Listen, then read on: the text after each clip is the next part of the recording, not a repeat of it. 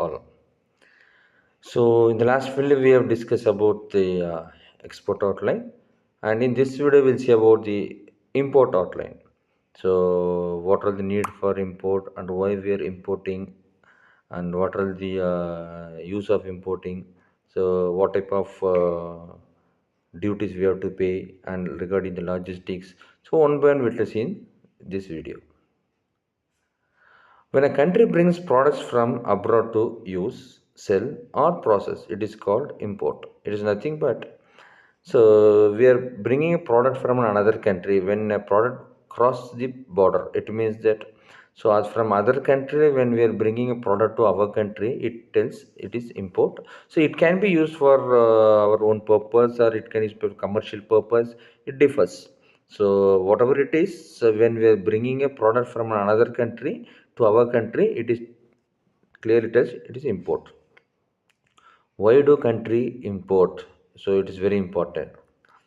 To get products not available locally. Yeah, sometimes some products can be available, and sometimes few products cannot be available. So in this aspect, so unavailable products can be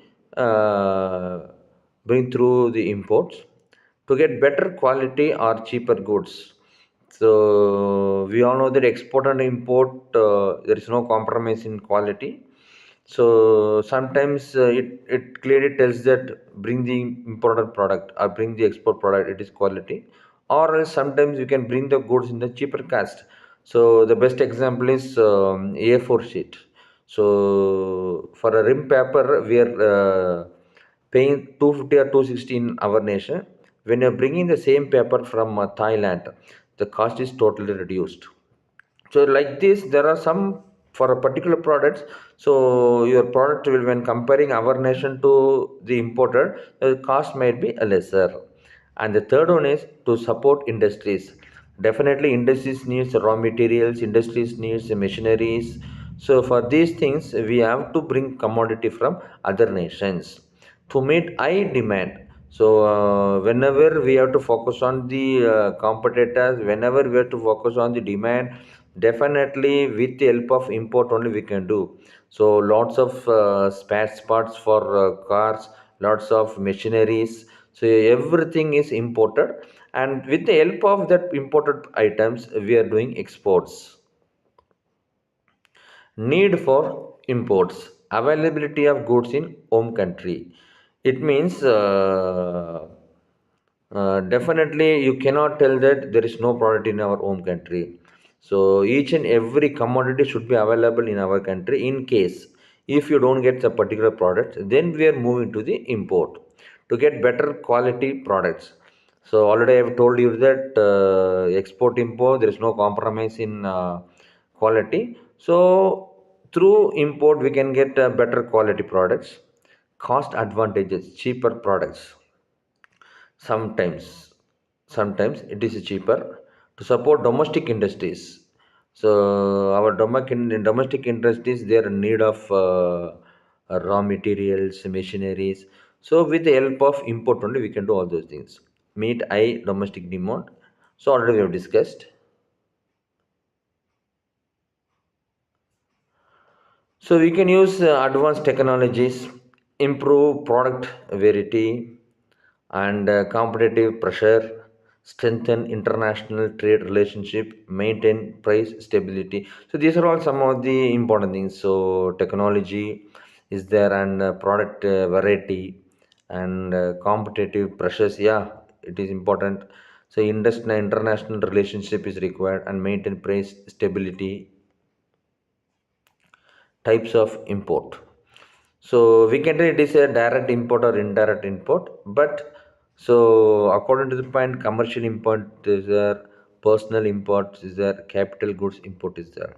What do you mean by capital goods import? So machineries we are importing from another country, and we are launching it in our country, and with the help of that particular imported machinery we are producing the product and we are exporting. So these type of imported commodities or imported machineries are called as a capital goods. And personal import, sometimes for our personal use we can import the products. And commercial imports, it means that we are getting product from other countries and we are selling it in our nations.